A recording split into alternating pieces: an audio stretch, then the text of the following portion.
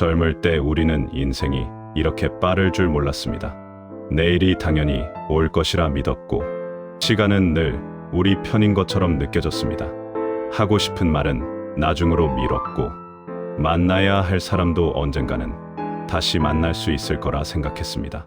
인생은 아직 쓰지 않은 이야기였고, 우리는 그 이야기의 끝을 전혀 상상하지 않았습니다. 쇼펜하우어는 말합니다. 인간은 살아가는 동안 자신이 삶의 한가운데 있다는 사실조차 알아차리지 못한다고. 그 시절의 인생은 현실이라기보다 마치 꿈속을 걷는 것과 같았습니다. 우리는 앞만 보고 달렸습니다. 성공, 책임, 가족, 생계, 멈추지 않는 것이 미덕이던 시대였습니다.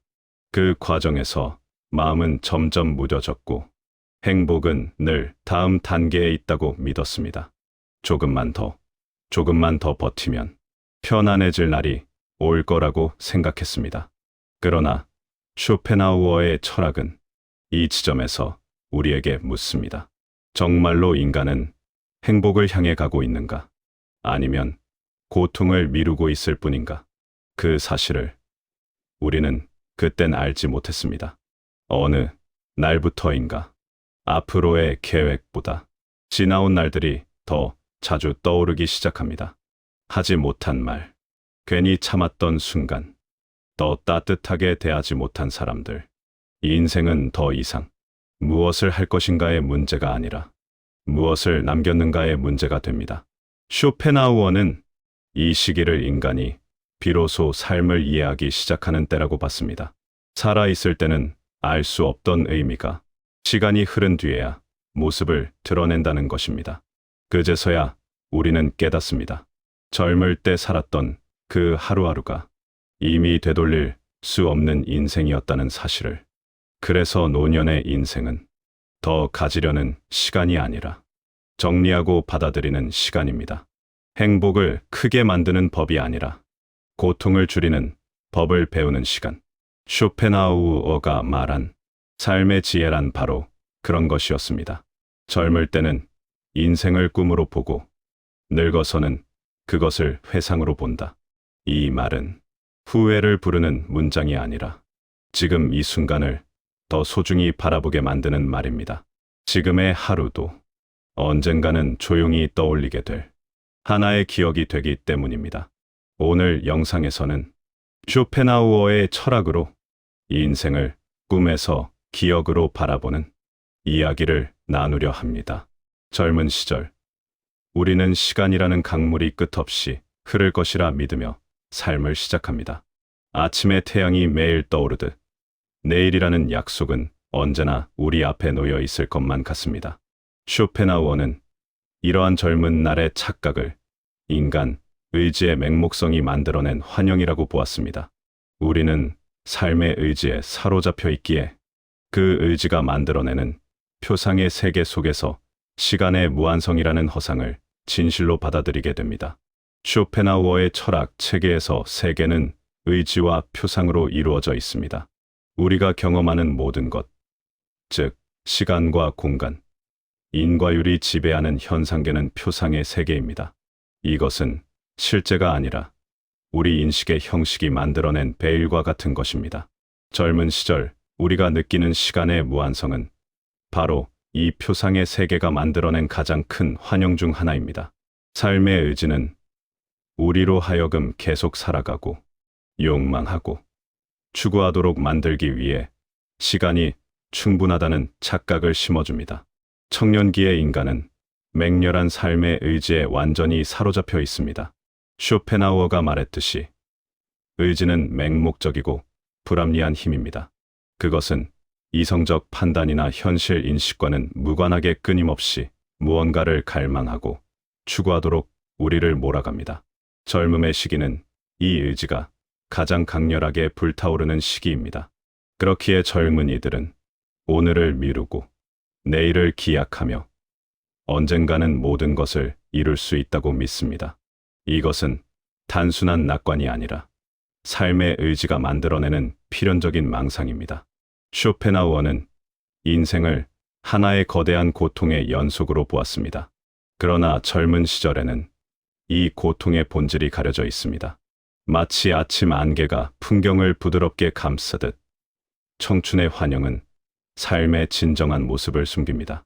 우리는 미래에 대한 희망으로 가득 차 있고 그 희망이 현실이 될 것이라 의심하지 않습니다. 쇼펜하우어의 관점에서 이것은 의지가 자신을 유지하고 지속시키기 위해 사용하는 교묘한 속임수입니다. 만약 우리가 처음부터 삶의 본질적 고통과 시간의 유한성을 명확히 인식한다면 삶을 지속하려는 의지 자체가 꺾일 것이기 때문입니다. 시간의 무한성에 대한 믿음은 또한 우리로 하여금 현재를 소홀히 다루게 만듭니다. 쇼펜하우어는 인간이 항상 현재가 아닌 미래에 살고 있다고 지적했습니다. 우리는 지금 이 순간을 진정으로 살지 못하고 끊임없이 다가올 무언가를 기다립니다. 젊은 시절에는 이러한 경향이 더욱 강합니다. 오늘의 과제를 내일로 미루는 것은 단순한 게으름이 아니라 미래가 무한히 열려 있다는 착각에서 비롯된 실존적 태도입니다. 우리는 마치 끝없는 자원을 가진 것처럼 시간을 낭비하고 중요한 결정을 뒤로 미루며 진정으로 의미 있는 것들을 나중에 하기로 결심합니다. 쇼펜하우어가 말하는 의지의 부정이라는 개념은 이러한 맥락에서 특별한 의미를 갖습니다. 젊은 시절에 우리는 의지의 긍정 속에 완전히 몰입해 있습니다. 우리는 성공하고 사랑하고 소유하고 경험하기를 원합니다. 이 모든 욕망은 결국 의지의 표현이며 그것은 우리를 끝없는 갈망과 좌절의 순환 속으로 밀어넣습니다. 그러나 젊음 속에서 우리는 이 순환을 보지 못합니다. 우리는 다음 성취, 다음 경험, 다음 순간이 진정한 만족을 가져다 줄 것이라 믿습니다. 시간이 무한하다는 믿음은 이러한 추구를 정당화하고 지속시킵니다. 쇼펜하우어의 철학에서 인생은 진자운동과 같습니다. 우리는 욕망의 고통과 권태 사이를 끊임없이 오갑니다. 무언가를 원할 때 우리는 그것을 갖지 못한 고통을 느끼고 그것을 얻으면 곧 권태를 느낍니다. 그러나 젊은 시절에는 이 진자운동이 아직 충분히 경험되지 않았기에 우리는 여전히 욕망의 충족이 진정한 행복을 가져다 줄 것이라는 환상 속에 살아갑니다. 시간이 충분하다는 믿음은 우리가 이 진자운동을 계속할 수 있다는, 언젠가는 완벽한 균형점을 찾을 수 있다는 희망을 키웁니다. 이 인생이 현실이 아니라 꿈이었다는 표현은 쇼펜하우어 철학의 핵심을 정확히 포착합니다. 그는 인생을 마야, 즉 환영이라고 불렀습니다. 이것은 동양 철학, 특히 베단타 철학에서 빌려온 개념입니다. 우리가 현실이라고 믿는 모든 것은 사실 의지가 만들어낸 표상의 베일에 불과합니다. 젊은 시절의 꿈은 이 환영이 가장 아름답고 매혹적으로 보이는 시기입니다. 우리는 아직 삶의 본질적 공허함과 고통을 충분히 경험하지 않았기에 표상의 세계를 진정한 실제로 받아들입니다. 쇼펜하우어는 또한 삶을 무대 위의 연극에 비유했습니다. 젊은 시절 우리는 자신이 주인공이며 이야기는 아직 시작 단계에 있다고 믿습니다. 클라이맥스는 아직 오지 않았고 해피엔딩은 충분히 가능해 보입니다. 시간의 무한성에 대한 믿음은 우리가 이 연극에서 충분히 연기할 시간이 있다는, 실수를 만회할 기회가 항상 있다는 확신을 줍니다.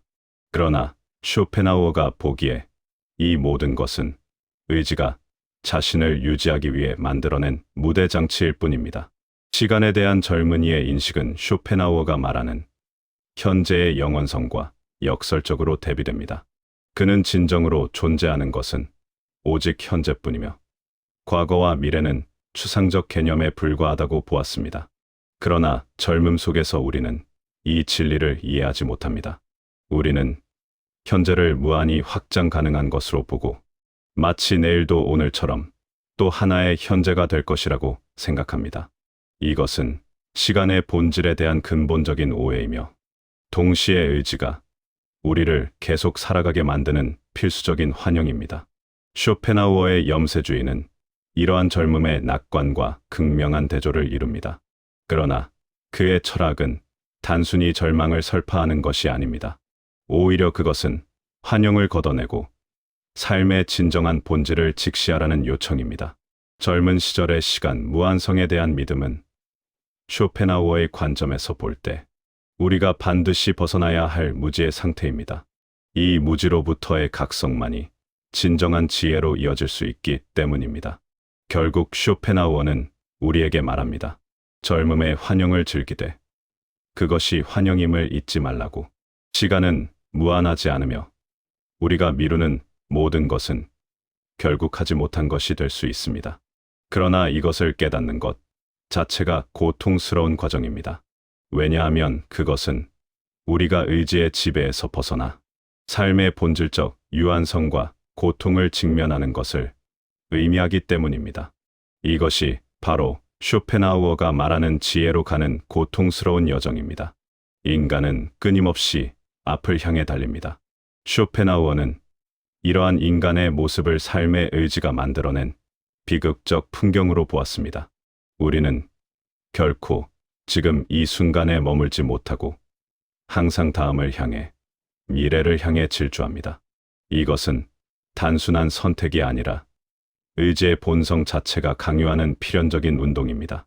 쇼펜하우어의 철학 체계에서 의지는 맹목적이고 불합리한 힘이며 그것은 결코 만족을 모르는 존재입니다. 우리가 현재를 희생하고 미래를 위해 살아가는 것은 바로 이 의지의 본성이 우리를 통해 표현되는 방식입니다. 현재를 희생한다는 것은 쇼펜하우어가 지적한 인간 존재의 가장 근본적인 모순 중 하나입니다. 그는 우리가 진정으로 소유한 것은 오직 현재뿐이라고 말했습니다.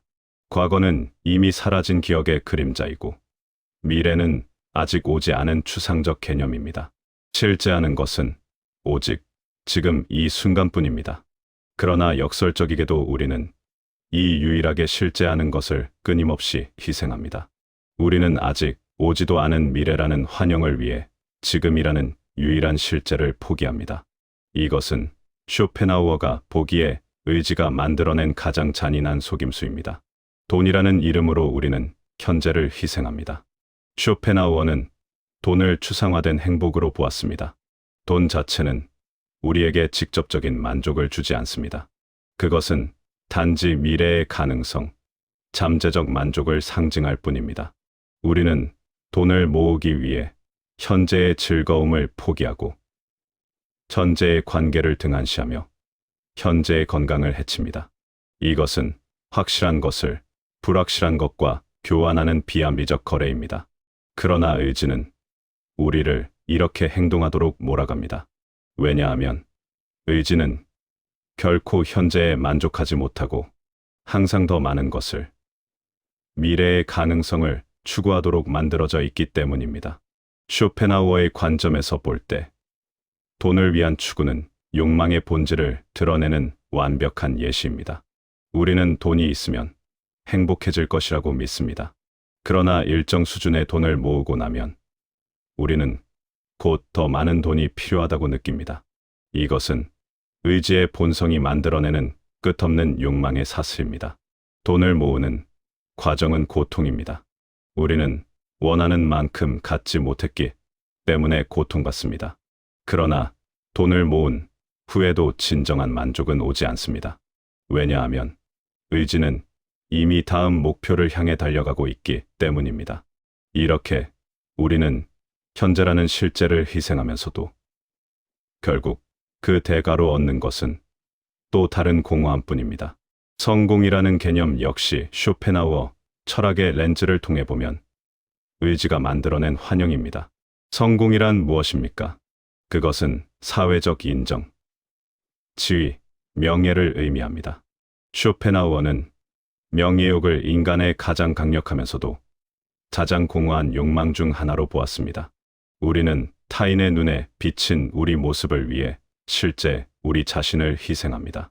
성공을 향한 질주 속에서 우리는 현재의 평화를, 전제의 관계를, 전제의 자기 자신을 잃어버립니다. 우리는 성공하면 행복해질 것이라고 믿지만 쇼펜하우어가 지적했듯이 성공은 결코 영속적인 만족을 가져다주지 않습니다. 성공을 추구하는 과정은 끊임없는 비교와 경쟁을 수반합니다. 쇼펜하우어는 인간이 자신의 행복을 절대적 기준이 아닌 타인과의 비교를 통해 측정한다고 보았습니다. 우리는 우리가 가진 것 자체보다 타인이 가진 것과의 비교를 통해 만족이나 불만을 느낍니다. 이것은 의지가 만들어낸 또 다른 함정입니다. 성공을 위한 경주에서 우리는 결코 충분히 빠르게 달릴 수 없습니다. 항상 더 성공한 사람이 있고 더 높은 지위가 있으며 더 큰 인정이 가능합니다. 그래서 우리는 현재를 끝없이 희생하면서도 결코 목적지에 도달하지 못합니다. 젊음이라는 꿈 속에서 우리는 고통을 다르게 경험합니다. 쇼펜하우어는 인생을 마야, 즉 환영이라고 불렀지만 젊음의 시기는 그 환영이 가장 두텁고 아름다운 베일로 우리를 감싸는 때입니다. 이 베일은 고통마저도 부드럽게 만듭니다. 우리는 아프지만 그 아픔이 영원하지 않을 것이라 믿습니다.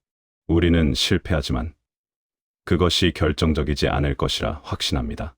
쇼펜하우어의 철학 체계에서 이것은 삶의 의지가 우리를 보호하기 위해 만들어낸 방어기제입니다. 만약 젊은 시절부터 고통의 진정한 무게와 깊이를 온전히 느낀다면 의지는 자신을 지속시킬 수 없을 것이기 때문입니다. 고통이 가볍게 느껴진다는 것은 시간에 대한 착각과 밀접하게 연결되어 있습니다. 쇼펜하우어는 시간이 우리 인식의 형식이며 모든 고통은 시간 속에서 경험된다고 보았습니다. 젊은 시절 우리는 시간이 무한하다고 믿기 때문에 현재의 고통을 시간의 광대한 흐름 속 하나의 작은 점으로 인식합니다. 이것도 지나가리라라는 말은 단순한 위로가 아니라 젊음이 가진 시간 인식의 본질을 드러냅니다. 우리는 고통을 영원한 것으로 보지 않고 곧 사라질 일시적 현상으로 봅니다. 이러한 인식은 고통을 견딜 만한 것으로 만들지만 동시에 고통이 전하는 진정한 메시지를 듣지 못하게 만듭니다. 쇼펜하우어의 관점에서 고통은 삶의 본질적 요소입니다. 그것은 제거되어야 할 이상 현상이 아니라 의지가 존재하는 한 필연적으로 따라오는 것입니다. 우리는 욕망하기 때문에 고통받습니다. 욕망이 충족되지 않으면 결핍의 고통을 느끼고 욕망이 충족되면 권태의 고통을 느낍니다. 이것은 피할 수 없는 실존적 구조입니다. 그러나 젊음의 환영 속에서 우리는 이 구조를 제대로 인식하지 못합니다. 우리는 고통이 외부적 원인, 즉 아직 달성하지 못한 목표나 아직 얻지 못한 것들 때문에 발생한다고 생각합니다. 그래서 우리는 이것만 이루면 괜찮아질 거야 라고 말하며 고통을 일시적인 것으로 치부합니다. 꿈 속에 있을 때는 아픔도 현실처럼 느껴지지 않는다는 표현은 쇼펜하우어가 말한 표상의 세계와 물 자체의 구분을 떠올리게 합니다. 젊음 속에서 우리가 경험하는 것은 표상의 세계, 즉 의지가 만들어낸 현상계입니다. 이 세계에서 고통은 있지만 그것은 아직 완전히 실제하는 것처럼 느껴지지 않습니다. 마치 꿈속에서 넘어져 다치는 것이 실제 상처와는 다른 것처럼 젊음의 고통은 어떤 비현실성을 띱니다. 우리는 아프지만 그 아픔이 진정으로 우리를 정의하거나 변화시킨다고 믿지 않습니다. 이것은 의지가 우리를 계속 앞으로 나아가게 만들기 위한 필수적인 착각입니다. 쇼펜하우어는 고통을 긍정적인 것으로, 쾌락을 부정적인 것으로 보았습니다. 이것은 우리의 직관과 반대되는 주장입니다. 그가 말하고자 한 것은 고통은 직접적이고 실제하는 경험인 반면 쾌락은 단지 고통의 부재일 뿐이라는 것입니다. 우리가 행복하다고 느낄 때 그것은 새로운 무언가가 추가된 것이 아니라 단지 고통이 일시적으로 사라진 상태입니다. 젊음 속에서 우리는 이 진리를 깨닫지 못합니다. 우리는 고통을 일시적인 것으로, 쾌락을 영속 가능한 것으로 봅니다. 현재의 아픔은 곧 지나갈 것이고 다가올 기쁨은 오래 지속될 것이라고 믿습니다. 이것은 경험이 가르쳐 주기 전까지 우리가 품는 근본적인 착각입니다. 지나가면 괜찮아질 일이라는 믿음은 쇼펜하우어가 비판한 낙관주의의 한 형태입니다. 그는 라이프니츠와 같은 철학자들이 주장한 이 세계가 가능한 세계 중 최선이라는 견해를 강력히 반박했습니다. 쇼펜하우어에게 이 세계는 가능한 세계 중 최악에 가까운 것이었습니다. 그러나 젊은 시절 우리는 본능적인 낙관주의자입니다. 이것은 논리적 판단이 아니라 생물학적, 심리적 필연성입니다. 삶의 의지가 강렬하게 작동하는 시기에 우리는 미래를 긍정적으로 보도록 프로그램되어 있습니다. 현재의 고통은 미래의 행복을 위한 일시적 대가로 여겨지며 이러한 관점은 우리가 계속 노력하고 추구하도록 만듭니다. 젊음의 꿈속에서 고통이 가벼운 또 다른 이유는 우리가 아직 충분한 고통을 축적하지 않았기 때문입니다. 쇼펜하우어는 나이가 들수록 우리가 경험한 고통의 총량이 증가한다고 보았습니다. 젊은 시절에는 고통의 역사가 짧습니다. 우리는 몇 번의 실패, 몇 번의 상실, 몇 번의 배신을 경험했을 뿐입니다. 이것들은 아직 패턴을 형성하지 않았고 우리의 세계관을 근본적으로 바꾸지 못했습니다. 그래서 각각의 고통은 고립된 사건으로 느껴지며 곧 극복될 수 있는 것처럼 보입니다. 우리는 아직 고통이 삶의 구조 자체에 짜여 있다는 것을, 그것이 끝없이 반복되고 축적된다는 것을 깨닫지 못했습니다. 쇼펜하우어의 철학에서 인간은 근본적으로 고립된 존재입니다. 우리는 각자 자신의 의지에 갇혀 있으며 타인의 고통을 진정으로 이해할 수 없습니다. 젊음 속에서 이러한 고립은 더욱 심화됩니다. 우리는 자신의 고통이 독특하고 특별하다고 생각합니다.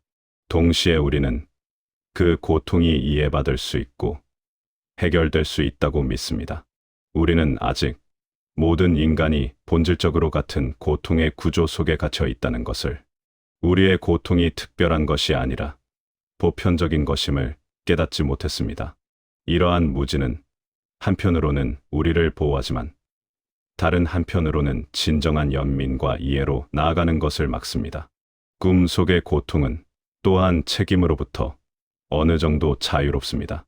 쇼펜하우어는 자유의지에 대해 회의적이었지만 그는 우리가 우리 행동의 결과를 경험한다는 것을 인정했습니다.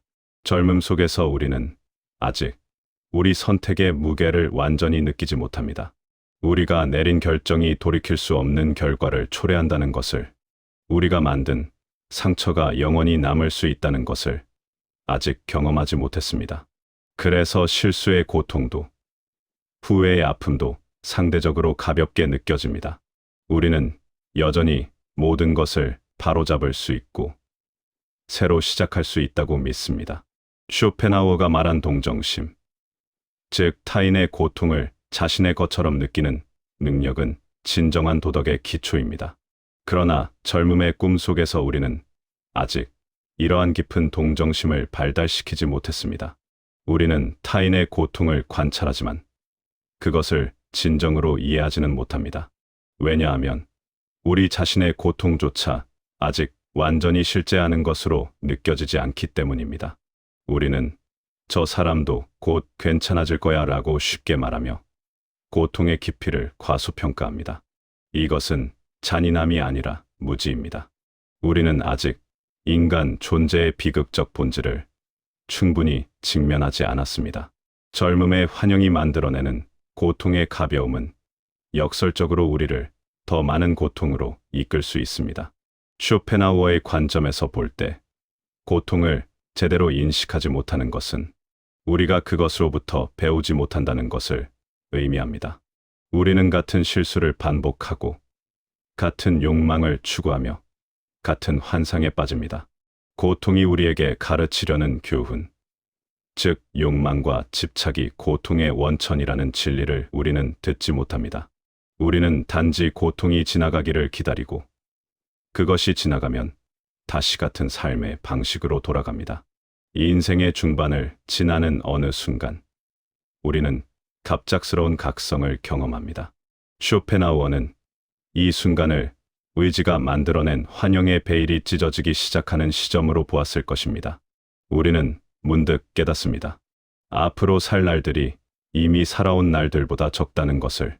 이것은 단순한 수학적 계산이 아니라 실존적 전환점입니다. 쇼펜하우어의 철학 체계에서 시간은 우리 인식의 형식이지만 동시에 우리가 피할 수 없는 현상계의 법칙입니다. 젊음 속에서 우리는 시간을 추상적 개념으로만 이해했지만 이제 시간은 구체적이고 측정 가능하며 무엇보다 유한한 것으로 다가옵니다. 이 각성의 순간은 쇼펜하우어가 말한 삶의 의지와 우리 의식 사이의 충돌을 드러냅니다. 삶의 의지는 여전히 우리를 앞으로 밀어붙이고 욕망하고 추구하도록 만듭니다. 그러나 이제 우리의 의식은 다른 진실을 알고 있습니다. 시간이 무한하지 않다는 것을, 우리가 모든 것을 할 수 없다는 것을, 많은 꿈들이 영원히 이루어지지 않을 것이라는 사실을 깨닫습니다. 이러한 깨달음은 쇼펜하우어가 말한 고통의 한 형태입니다. 그것은 신체적 고통도, 결핍의 고통도 아닌 실존적 고통입니다. 우리는 자신의 유한성을 직면하며 이것은 의지가 가진 맹목적 추진력과 정면으로 충돌합니다. 쇼펜하우어는 나이 들물 삶의 의지가 점차 약해지는 과정으로 보았습니다. 젊음의 시기에 의지는 최고조에 달하며 우리를 끊임없는 욕망과 추구로 몰아갑니다. 그러나 중년을 지나면서 의지의 힘은 점차 감소하기 시작합니다. 이것은 한편으로는 해방의 시작일 수 있습니다. 쇼펜하우어가 추구한 의지의 부정, 즉 욕망으로부터의 자유는 나이가 들면서 자연스럽게 일어나는 과정과 연결될 수 있습니다. 그러나 동시에 이것은 깊은 멜랑콜리를 동반합니다. 우리는 아직 원하는 것들이 많지만 이제 그것들을 추구할 시간과 에너지가 제한되어 있음을 압니다. 지나온 날이 앞으로의 날보다 많아지는 순간 우리는 과거를 다르게 바라보기 시작합니다. 쇼펜하우어는 과거가 우리에게 환영을 보여준다고 말했습니다. 과거를 돌아볼 때 우리는 그것을 실제보다 더 아름답고 더 의미 있고 더 중요하게 기억합니다. 이것은 기억이 만들어내는 착시입니다. 살아온 날들을 돌아보며 우리는 그때 느꼈던 불안과 고통, 권태를 잊어버리고 순간의 밝은 면만을 기억합니다. 동시에 우리는 기회를 놓친 것들, 하지 않은 선택들, 이루지 못한 꿈들을 떠올리며 후회합니다. 이 후회는 쇼펜하우어가 말한 고통의 또 다른 형태입니다. 우리는 돌이킬 수 없는 것에 대해 고통받습니다.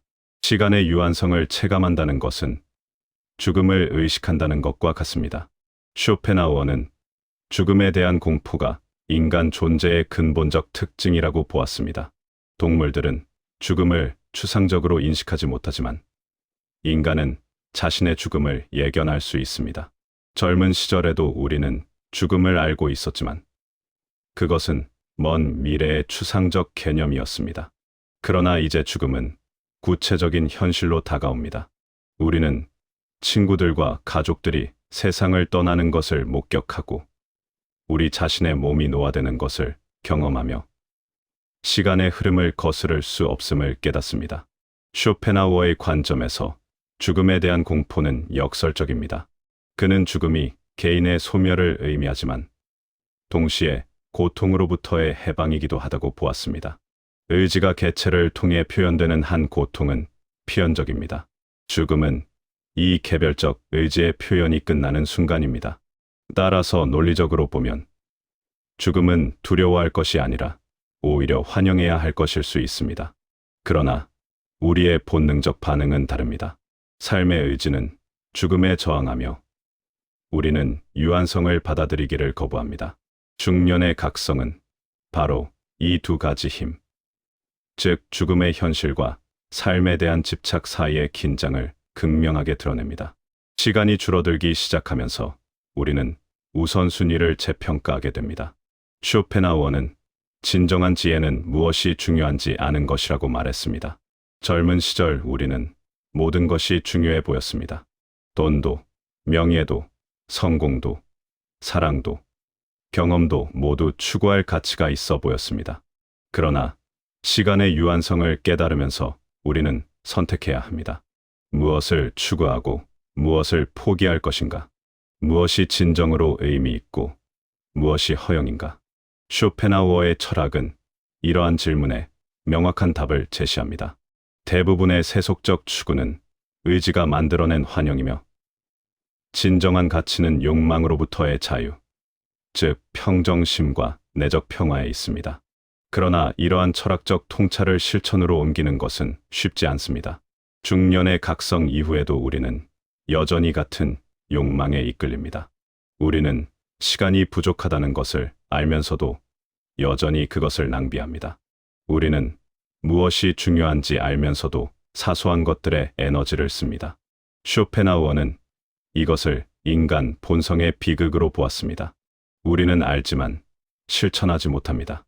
의지는 너무나 강력하여 우리의 이성적 인식만으로는 그것을 통제할 수 없습니다. 지식과 행동 사이에는 깊은 골이 있으며 대부분의 사람들은 그 골을 건너지 못합니다. 시간의 유한성을 체감하는 것은 또한 관계에 대한 인식을 변화시킵니다. 쇼펜하우어는 인간관계를 복잡하게 보았습니다. 한편으로 우리는 본질적으로 고립된 존재이며 진정한 소통은 불가능합니다. 다른 한편으로 동정심을 통해 우리는 타인의 고통을 자신의 것처럼 느낄 수 있으며 이것이 도덕의 기초가 됩니다. 중년에 이르러 우리는 함께할 시간이 얼마 남지 않았다는 것을 깨닫습니다. 부모님은 늙어가고 친구들과의 만남은 점점 드물어지며 자녀들은 독립해 갑니다. 이러한 인식은 관계에 새로운 절박함과 소중함을 부여합니다. 쇼펜하우어는 삶의 후반부를 지혜의 시기로 보았습니다. 젊음의 환영이 벗겨지고 경험이 축적되면서 우리는 뒤로소 삶의 진정한 본질을 이해하기 시작합니다. 시간의 유한성을 체감하는 것은 이 지혜로 향하는 중요한 단계입니다. 우리는 더 이상 무한한 가능성의 환상 속에 살지 않습니다. 우리는 제한과 한계를 받아들이기 시작합니다. 이것은 체념이 아니라 현실 인식입니다. 쇼펜하우어가 추구한 것은 바로 이러한 명확한 현실 인식이었습니다. 환영을 걷어내고 있는 그대로의 삶을 직시하는 것. 그것이 철학의 첫 번째 과제입니다. 그러나 시간의 유한성을 깨닫는 것은 단지 상실과 제한만을 의미하지 않습니다. 쇼펜하우어의 철학에서 이것은 또한 해방의 가능성을 열어줍니다. 우리가 모든 것을 할 수 없다는 것을 받아들일 때 우리는 역설적으로 자유로워집니다. 우리는 더 이상 끝없는 추구에 내몰리지 않습니다. 우리는 선택할 수 있고 포기할 수 있으며 단순해질 수 있습니다. 쇼펜하우어가 말한 금욕주의적 삶, 즉 욕망을 줄이고 내적 평화를 추구하는 삶은 시간의 유한성을 깨달은 후에야 진정으로 의미를 갖기 시작합니다. 노년에 이르면 삶의 무게중심이 근본적으로 이동합니다. 쇼펜하우어는 이 변화를 삶의 의지가 점차 약해지고 관조적 태도가 강화되는 과정으로 이해했을 것입니다. 젊은 시절 우리는 끊임없이 미래를 향해 달렸고 중년에는 현재와 미래 사이에서 균형을 잡으려 애썼습니다. 그러나 노년에 이르면 시간의 흐름이 역전되는 듯한 경험을 합니다. 우리의 의식은 더 이상 앞을 향하지 않고 뒤를 돌아봅니다. 이 인생은 계획에서 기억으로, 가능성에서 사실로, 희망에서 회상으로 변화합니다. 쇼펜하우어의 철학 체계에서 이것은 의지의 영역에서 표상의 영역으로의 이동을 의미합니다. 쇼펜하우어는 삶의 의지가 맹목적이고 불합리한 힘이라고 보았습니다. 그것은 끊임없이 앞으로 나아가고 욕망하고 추구하도록 우리를 몰아갑니다. 그러나 노년에 이르면 이 의지의 힘이 현저히 약해집니다. 우리는 더 이상 새로운 것을 강렬하게 욕망하지 않습니다.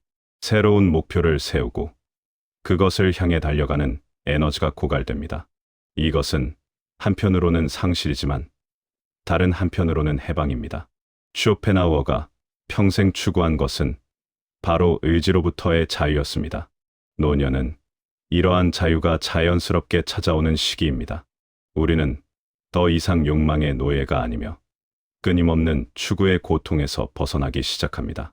과거를 회상한다는 것은 쇼펜하우어가 말한 순수 관조의 상태와 유사합니다. 그는 예술 작품을 감상할 때나 깊은 명상 속에서 우리가 일시적으로 의지의 지배에서 벗어나 순수한 인식 주체가 될 수 있다고 보았습니다. 이 순간 우리는 더 이상 원하거나 바라지 않고 단지 관찰하고 인식합니다. 노년의 회상은 이와 비슷한 성격을 띱니다. 우리는 과거를 돌아보면서 그것을 바꾸려 하지 않습니다. 우리는 단지 그것을 있는 그대로 바라봅니다. 물론 후회와 그리움이 있지만 젊은 시절의 강렬한 욕망과는 다른 차원의 감정입니다. 이것은 의지가 약해진 상태에서의 관조이며 어떤 평화를 동반합니다. 쇼펜하우어는 기억이 우리에게 환영을 보여준다고 말했습니다. 과거를 돌아볼 때 우리는 그것을 실제보다 더 아름답고 의미 있게 기억합니다. 시간은 고통을 부드럽게 만들고 기쁨을 강조합니다. 노년에 우리가 과거를 자주 떠올리는 것은 이러한 환영의 위안 때문일 수 있습니다.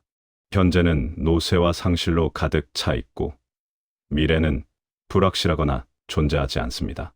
그러나 과거는 확정되어 있고 우리가 원하는 방식으로 기억할 수 있습니다. 쇼펜하우어의 관점에서 이것은 의지가 완전히 사라지기 전에 우리에게 주는 마지막 위안일 수 있습니다. 우리는 더 이상 새로운 것을 창조할 수 없지만 과거를 재구성하고 재해석할 수는 있습니다. 이 인생이 계획에서 기억으로 바뀐다는 것은 시간성에 대한 우리의 관계가 근본적으로 변화한다는 것을 의미합니다. 쇼펜하우어는 시간이 우리 인식의 형식이며 모든 현상은 시간 속에서 경험된다고 보았습니다. 젊은 시절 우리는 시간을 미래를 향해 열린 것으로 경험했습니다. 시간은 가능성과 기회의 매개였습니다. 그러나 노년에 이르면 시간은 닫힌 것이 됩니다. 앞으로의 시간은 짧고 제한적이며 새로운 가능성은 거의 없습니다. 대신 뒤로 펼쳐진 시간, 즉 살아온 인생이 우리의 의식을 지배합니다. 우리는 과거 속에서 살기 시작합니다. 쇼펜하우어는 노년을 지혜의 정점으로 보았습니다. 그는 젊음이 경험이 부족하여 환영에 속기 쉽고 중년은 여전히 욕망에 사로잡혀 있지만 노년에 이르러서야 삶의 진정한 본질을 이해할 수 있다고 보았습니다. 이 인생이 회상이 되는 것은 우리가 비로소 전체를 조망할 수 있게 되었음을 의미합니다. 우리는 더 이상 미래에 대한 희망이나 두려움에 가려져 있지 않습니다. 우리는 우리의 인생을 하나의 완결된 이야기로 볼 수 있습니다. 이러한 조망 속에서 우리는 패턴을 발견하고 의미를 찾으며 삶의 본질적 구조를 이해하게 됩니다. 그러나 이러한 지혜는 쓴맛을 동반합니다. 쇼펜하우어의 염세주의는 노년의 회상 속에서 가장 명확하게 드러납니다. 우리는 과거를 돌아보며 얼마나 많은 고통이 있었는지, 얼마나 많은 욕망이 좌절되었는지, 얼마나 많은 기대가 배반당했는지 깨닫습니다. 우리는 젊은 시절의 환상이 얼마나 헛된 것이었는지, 우리가 추구한 것들이 얼마나 무의미했는지 이해합니다. 쇼펜하우어가 말했듯이 인생은 욕망의 고통과 권태 사이를 오가는 진자운동이었습니다.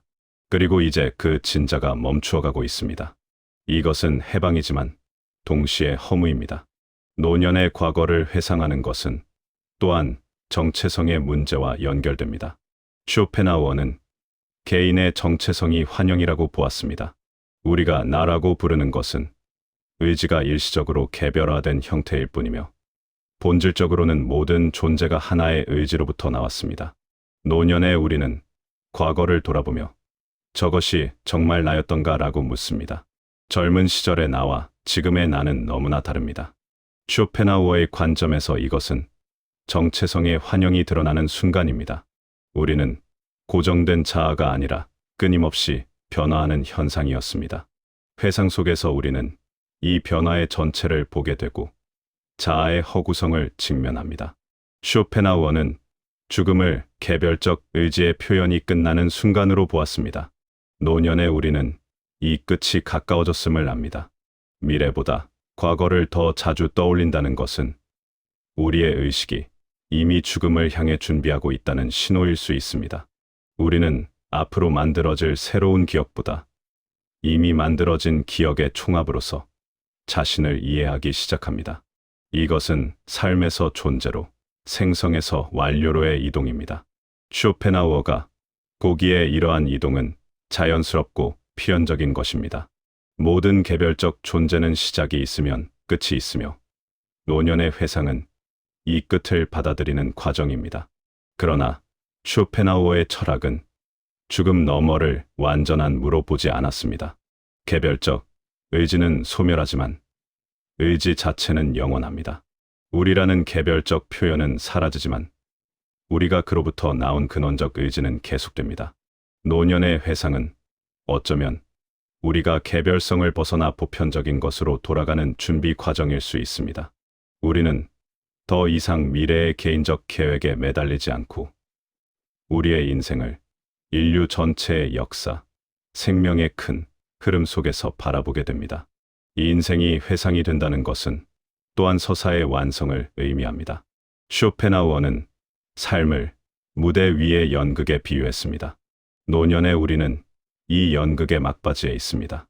우리는 이제 전체 줄거리를 알고 주요 인물들이 누구였는지 알며 클라이맥스가 무엇이었는지 압니다. 우리는 관객이자 동시에 배우였던 자신의 인생을 돌아봅니다. 쇼펜하우어가 말했듯이 이 연극은 대체로 비극입니다. 많은 노력과 고통, 그리고 결국 모든 것이 끝납니다. 그러나 동시에 이 연극을 관조할 수 있다는 것, 그것을 하나의 전체로 이해할 수 있다는 것 자체가 어떤 의미를 부여합니다. 쇼펜하우어는 예술이 우리에게 삶의 본질을 보여준다고 믿었습니다. 노년의 회상은 우리 자신의 삶을 하나의 예술 작품처럼 바라보는 것과 같습니다. 우리는 더 이상 그 속에서 행동하는 주체가 아니라 그것을 관찰하는 관조자입니다. 이러한 거리두기 속에서 우리는 우리 삶의 형식과 내용, 주제와 변주를 볼 수 있습니다. 우리는 우리가 겪은 고통과 기쁨이 보편적인 인간 경험의 일부였음을 깨닫습니다. 쇼펜하우어의 철학에서 이러한 깨달음은 개별성의 환영으로부터 벗어나는 것이며 동시에 모든 존재와의 연대감을 느끼는 것입니다. 노년의 과거를 회상하는 것은 또한 용서와 화해의 과정일 수 있습니다. 쇼펜하우어는 동정심을 도덕의 기초로 보았습니다. 우리가 타인의 고통을 자신의 것처럼 느낄 때 진정한 도덕적 행위가 가능합니다. 노년의 우리는 과거의 자신과 타인들을 돌아보며 새로운 이해에 도달할 수 있습니다.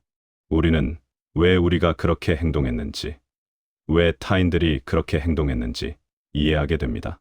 모든 것은 의지의 표현이었고, 우리 모두는 같은 고통의 구조 속에 갇혀 있었습니다.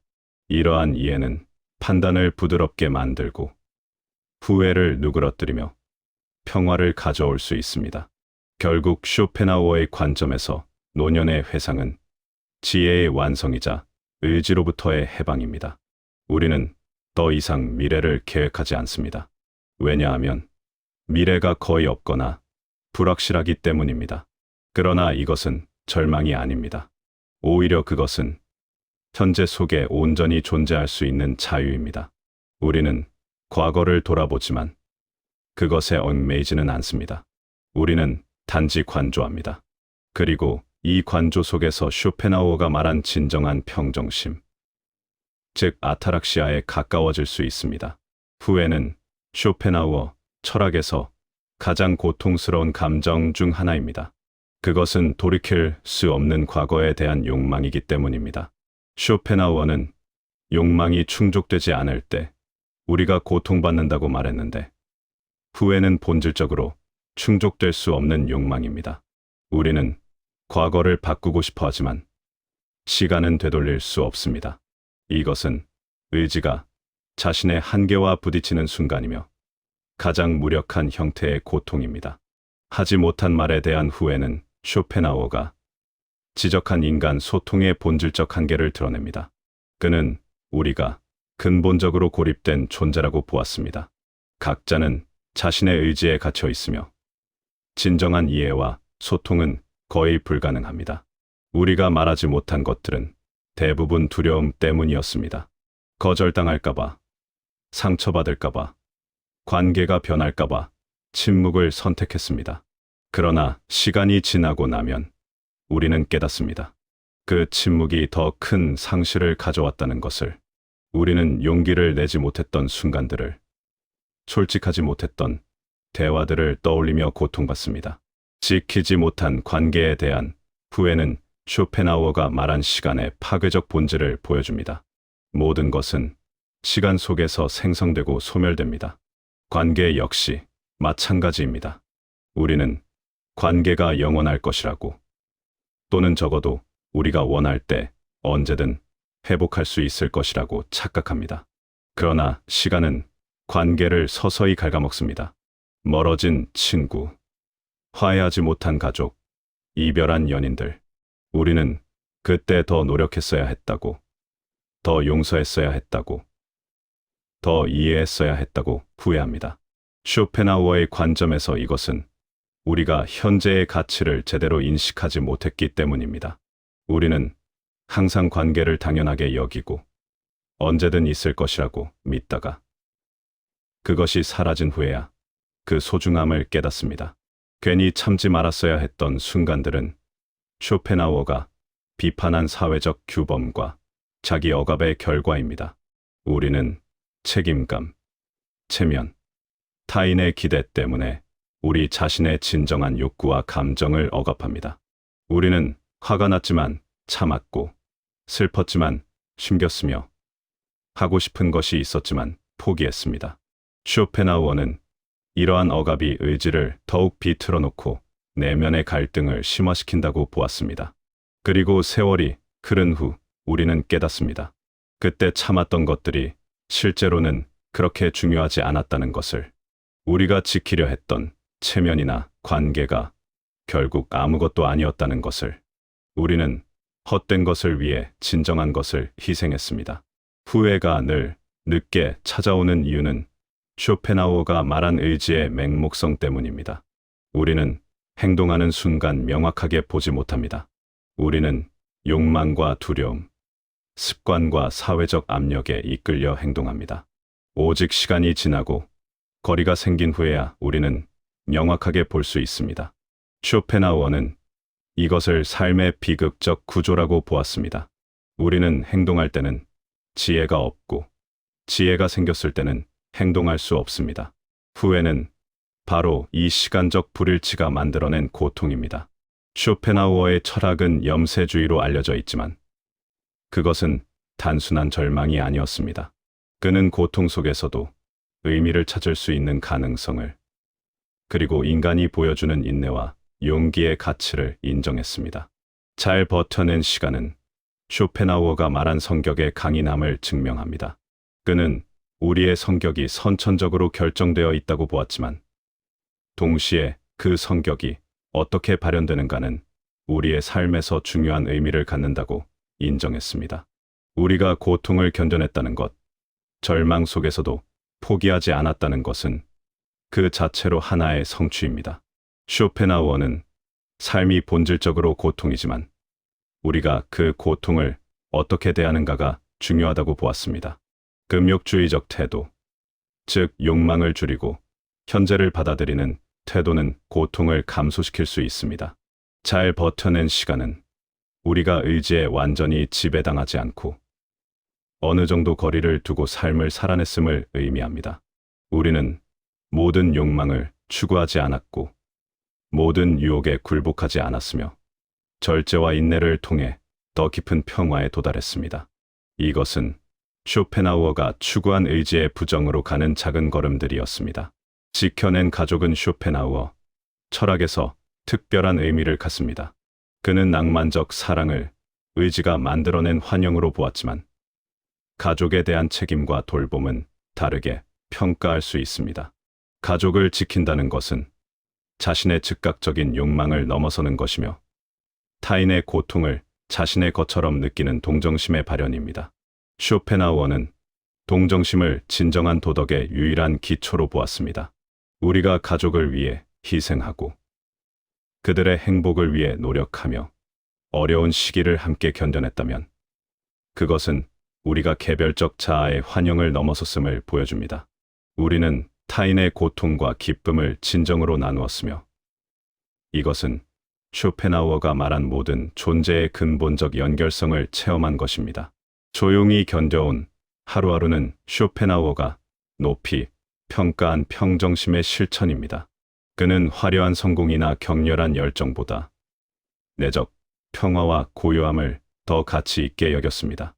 우리가 매일매일을 조용히 살아냈다는 것, 극적인 사건 없이도 자신의 의무를 다하고 일상을 유지했다는 것은 삶의 의지에 완전히 휘둘리지 않았음을 의미합니다.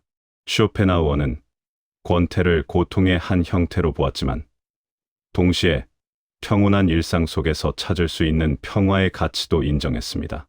조용한 하루들은 큰 욕망과 큰 좌절의 진자운동에서 벗어난 순간들이며 그 속에서 우리는 진정한 휴식을 얻었습니다. 쇼펜하우어의 관점에서 남아있는 것들을 인식하는 것 자체가 지혜의 표현입니다. 우리는 잃어버린 것에만 집중할 수도 있었지만 우리가 지켜온 것, 우리가 이루어낸 것을 볼 수 있다면 그것은 우리가 의지의 맹목성으로부터 어느 정도 자유로워졌음을 의미합니다. 우리는 항상 더 많은 것을 원하도록 만들어졌지만 이미 가진 것의 가치를 인정할 수 있다면 그것은 만족의 가능성을 열어줍니다. 쇼펜하우어는 진정한 행복이란 새로운 것을 얻는 것이 아니라 욕망을 줄이는 것에서 온다고 보았습니다. 우리가 남아있는 것들에 감사할 수 있다면 우리는 이미 그 지혜에 한 걸음 다가선 것입니다. 쇼펜하우어는 노년을 욕망으로부터의 자연스러운 해방의 시기로 보았습니다. 그의 철학체계에서 모든 고통의 근원은 욕망입니다. 우리는 원하기 때문에 고통받고 얻지 못해서 고통받으며 얻은 후에도 권태로 고통받습니다. 이러한 끝없는 순환에서 벗어나는 것이 쇼펜하우어가 평생 추구한 목표였습니다. 그리고 그는 노년이 이 해방으로 가는 자연스러운 과정이라고 보았습니다. 나이가 들면서 삶의 의지는 점차 약해지고 우리는 더 이상 젊은 시절처럼 강렬하게 무언가를 욕망하지 않게 됩니다. 덜 원하게 되는 삶은 쇼펜하우어가 말한 금욕주의의 자연적 실현입니다. 그는 의지의 부정, 즉 욕망을 의도적으로 억제하고 줄이는 것을 최고의 지혜로 보았습니다.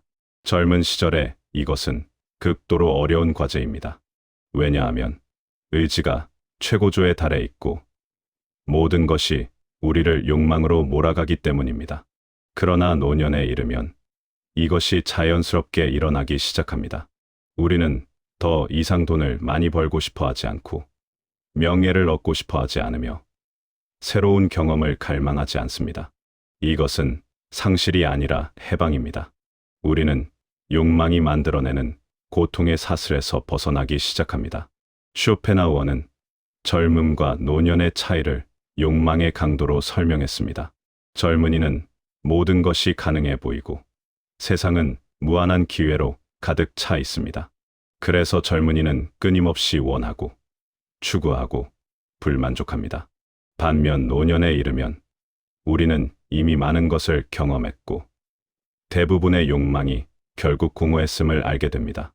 우리는 무언가를 얻어도 진정한 만족이 오지 않았고 기쁨은 일시적이었으며 곧 새로운 욕망이 생겨났다는 것을 배웠습니다.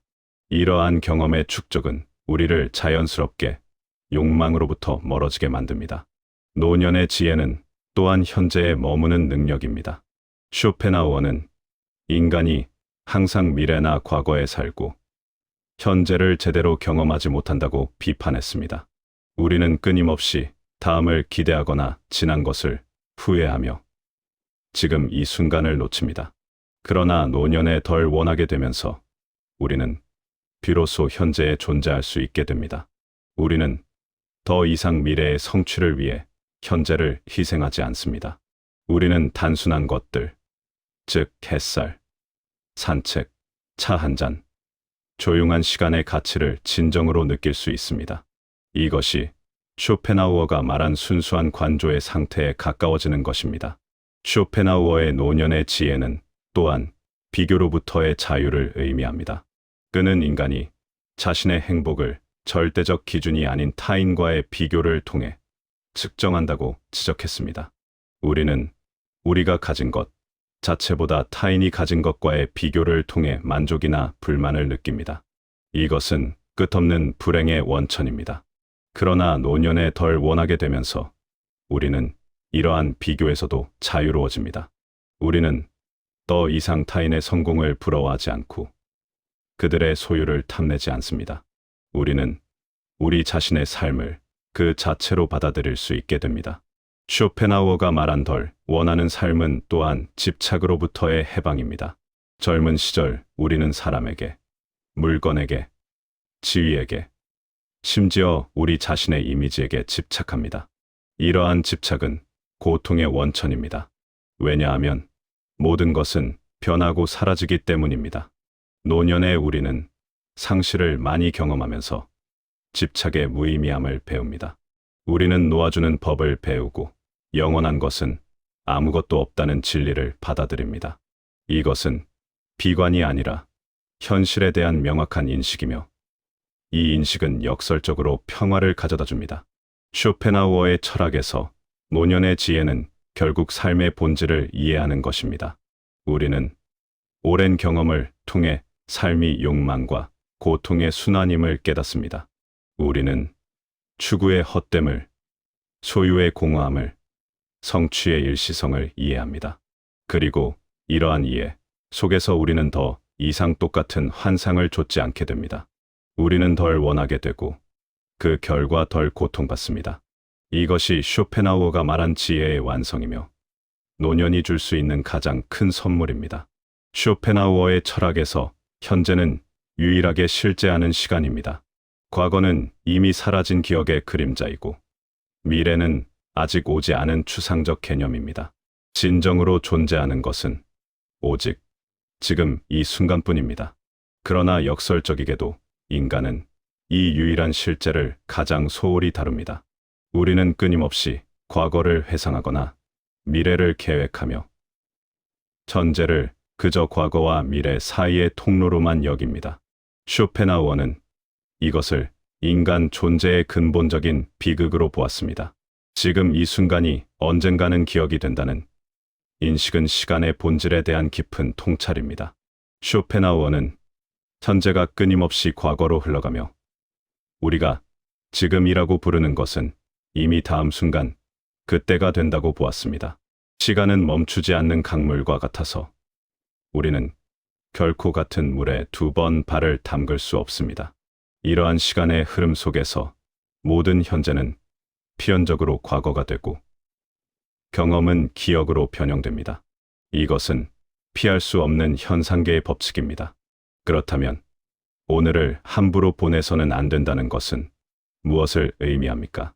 쇼펜하우어의 관점에서 이것은 현재의 가치를 인식하고 그것을 의식적으로 살아내는 것을 의미합니다. 그는 순수한 관조의 순간, 즉 우리가 욕망과 의지로부터 잠시 자유로워져 순수하게 인식하는 상태를 높이 평가했습니다. 예술 작품을 감상하거나 자연의 아름다움을 바라볼 때 우리는 시간을 잊고 완전히 현재 속에 존재합니다. 이러한 순간들은 의지의 고통으로부터의 일시적 해방이며 진정한 평화를 경험하는 시간입니다. 오늘을 함부로 보내지 않는다는 것은 또한 쇼펜하우어가 견고한 무의미한 추구의 현재를 희생하지 않는 것을 의미합니다. 우리는 종종 미래의 목표를 위해 현재를 도구로 만듭니다. 우리는 이것을 이루면 행복할 거야 라고 말하며 지금의 삶을 유예합니다. 그러나 쇼펜하우어는 이러한 태도가 끝없는 불행의 원천이라고 보았습니다. 목표를 달성해도 진정한 만족은 오지 않고 우리는 곧 새로운 목표를 향해 달려갑니다. 이 과정에서 우리는 실제로 살아있는 유일한 시간인 현재를 계속 희생합니다. 쇼펜하우어는 현재에 충실하게 사는 것이 곧 욕망을 줄이는 것과 연결된다고 보았습니다. 우리가 끊임없이 무언가를 원하고 추구하는 한, 우리는 현재에 만족할 수 없습니다. 우리는 항상 아직 얻지 못한 것, 아직 이루지 못한 것에 초점을 맞춥니다. 그러나 욕망을 줄이고 이미 가진 것, 이미 존재하는 것의 가치를 인식할 때 우리는 비로소 현재를 온전히 경험할 수 있습니다. 오늘을 함부로 보내지 않는다는 것은 끊임없는 추구를 멈추고 지금 여기에 존재하는 것의 의미를 찾는 것입니다. 지금 이 순간의 의미는 또한 관계 속에서 드러납니다. 쇼펜하우어는 동정심, 즉 타인의 고통을 자신의 것처럼 느끼는 능력을 진정한 도덕의 기초로 보았습니다. 우리가 누군가와 함께 있는 이 순간은 다시 오지 않을 수 있습니다. 우리가 나누는 대화, 함께 보내는 시간, 서로에게 주는 관심은 모두 현재 속에서만 존재합니다. 이것을 나중으로 미루거나 당연하게 여기는 것은 현재를 함부로 다루는 것입니다. 쇼펜하우어의 철학은 우리에게 지금 여기서 타인과 진정으로 연결되라고 말합니다. 쇼펜하우어는 또한 현재를 의식적으로 사는 것이 죽음에 대한 공포를 완화할 수 있다고 보았습니다. 우리가 미래에만 집중하며 살 때 죽음은 모든 계획과 희망의 종말로 다가옵니다. 그러나 현재에 충실하게 살 때 각각의 순간이 그 자체로 완결성을 갖습니다. 우리는 미래의 성취를 기다리지 않고 지금 여기서 삶을 완전히 경험합니다. 이러한 태도는 죽음을 덜 두렵게 만듭니다. 왜냐하면 우리는 이미 충분히 살았고 각각의 순간을 온전히 경험했기 때문입니다. 결국 쇼펜하우어가 말하고자 한 것은 명확합니다. 현재는 우리가 가진 유일한 것이며 그것을 함부로 다루는 것은 삶 자체를 함부로 다루는 것입니다. 오늘이 언젠가 기억이 될 것이라는 인식은 우리에게 책임을 부여합니다. 우리는 후회 없이 기억할 수 있는 오늘을 만들어야 합니다. 이것은 거창한 것을 이루라는 의미가 아닙니다. 오히려 작은 것들에 주의를 기울이고 현재에 온전히 존재하며 의미 있는 방식으로 이 순간을 살아내라는 것입니다. 쇼펜하우어는 인생을 하나의 이야기로 보는 것에 특별한 의미를 부여했습니다. 그는 우리가 살아가는 동안에는 인생의 의미를 제대로 파악할 수 없고 오직 뒤돌아볼 때만 전체의 구조와 패턴을 이해할 수 있다고 보았습니다. 젊을 때 우리는 이야기 속에 갇혀 있습니다. 우리는 주인공이자 동시에 관객이 될 수 없는 배우입니다. 우리는 다음 장면이 무엇인지 모르고 전체 줄거리가 어디로 향하는지 알지 못합니다. 그래서 젊음의 인생은 꿈처럼 느껴집니다. 명확하지 않고 예측 불가능하며 때로는 비현실적이기까지 합니다. 그러나 노년에 이르러 조용히 돌아볼 때 우리는 비로소 우리 인생의 이야기를 읽을 수 있습니다. 쇼펜하우어의 관점에서 이것은 의지의 영역에서 표상의 영역으로 완전히 이동하는 것입니다. 우리는 더 이상 이야기를 만들어가는 주체가 아니라 이미 완성된 이야기를 관조하는 독자가 됩니다. 이러한 관조 속에서 우리는 우리 인생의 주제를 발견하고 반복되는 패턴을 인식하며 의미 있었던 순간들과 헛된 추구들을 구분할 수 있게 됩니다. 쇼펜하우어는 이것이 진정한 자기 인식의 순간이라고 보았습니다. 당신의 인생은 어떤 장면으로 남아 있습니까? 이 질문은 쇼펜하우어 철학의 핵심을 건드립니다. 그는 기억이 우리에게 선택적으로 작동한다고 지적했습니다. 우리는 모든 것을 기억하지 않습니다. 대부분의 일상은 잊혀지고 오직 강렬한 감정을 동반한 순간들만이 기억으로 남습니다. 행복했던 순간, 고통스러웠던 순간, 사랑했던 순간, 상실의 순간들. 이러한 장면들이 우리 인생의 이야기를 구성합니다. 쇼펜하우어의 관점에서 이 장면들은 의지가 가장 강렬하게 작동했던 순간들입니다. 우리가 가장 강하게 원했거나, 가장 깊이 고통받았거나, 가장 완전하게 존재했던 순간들입니다. 그러나 쇼펜하우어는 또한 기억의 기만성을 경고했습니다. 우리는 과거를 있는 그대로 기억하지 않습니다. 우리는 그것을 재구성하고 미화하고 때로는 왜곡합니다. 고통은 시간이 지나면서 부드러워지고 기쁨은 과장됩니다. 우리가 어떤 장면으로 남아있는가라고 물을 때 우리는 실제 사실이 아니라 우리가 만들어낸 이야기를 말하는 것입니다. 쇼펜하우어는 이것을 인간 의식의 본질적 특성으로 보았습니다. 우리는 진실보다는 의미를 추구하며 객관적 사실보다는 주관적 해석을 통해 우리의 정체성을 구성합니다. 당신의 인생 이야기에서 가장 중요한 것은 무엇이었습니까? 쇼펜하우어는 대부분의 사람들이 중요하다고 생각했던 것들, 즉 돈, 명예, 지위가 실제로는 허상이었음을 노년에 깨닫는다고 보았습니다. 이 인생을 돌아볼 때 우리를 진정으로 움직이는 장면들은 종종 예상치 못한 것들입니다. 작은 친절, 조용한 대화, 함께 웃었던 순간, 누군가의 손을 잡았던 기억, 이러한 단순하고 소박한 순간들이 화려한 성취보다 더 깊은 의미로 다가옵니다. 쇼펜하우어의 철학은 바로 이러한 깨달음을 예견합니다. 진정한 가치는 욕망의 충족이 아니라 연결과 존재 자체에 있습니다. 쇼펜하우어는 또한 인생의 이야기가 대부분 비극적이라고 보았습니다. 우리의 이야기에는 상실이 있고 실패가 있으며 이루지 못한 꿈들이 있습니다. 우리가 사랑했던 사람들은 떠나갔고 우리가 소중히 여겼던 것들은 사라졌으며 우리 자신도 늙고 약해졌습니다. 그러나 쇼펜하우어는 이 비극성을 인정하는 것이 곧 지혜라고 보았습니다. 우리가 인생을 낙관적인 동화로 포장하려 하지 않고 있는 그대로의 고통과 상실을 받아들일 때 우리는 비로소 진실에 도달합니다. 그리고 이 진실 속에서만 진정한 평화가 가능합니다. 당신의 인생 이야기를 돌아보는 것은 또한 용서와 화해의 과정입니다. 쇼펜하우어는 우리 모두가 같은 의지의 표현이며 같은 고통의 구조 속에 갇혀 있다고 보았습니다. 이러한 이해는 우리 자신과 타인에 대한 판단을 누그러뜨립니다. 우리는 왜 그렇게 행동했는지, 왜 실수했는지 이해하게 됩니다. 우리는 완벽하지 않았지만 그것이 인간의 조건입니다. 모든 사람이 같은 한계와 맹목성 속에서 살아갑니다. 이러한 깨달음은 자기 연민과 타인에 대한 동정심을 동시에 가능하게 합니다. 결국 쇼펜하우어가 우리에게 묻는 것은 단순합니다. 당신은 의식적으로 살았습니까? 당신은 환영을 쫓는데 모든 시간을 보냈습니까? 아니면 진정한 것을 경험했습니까? 당신의 이야기에는 진정한 연결의 순간들이 있었습니까?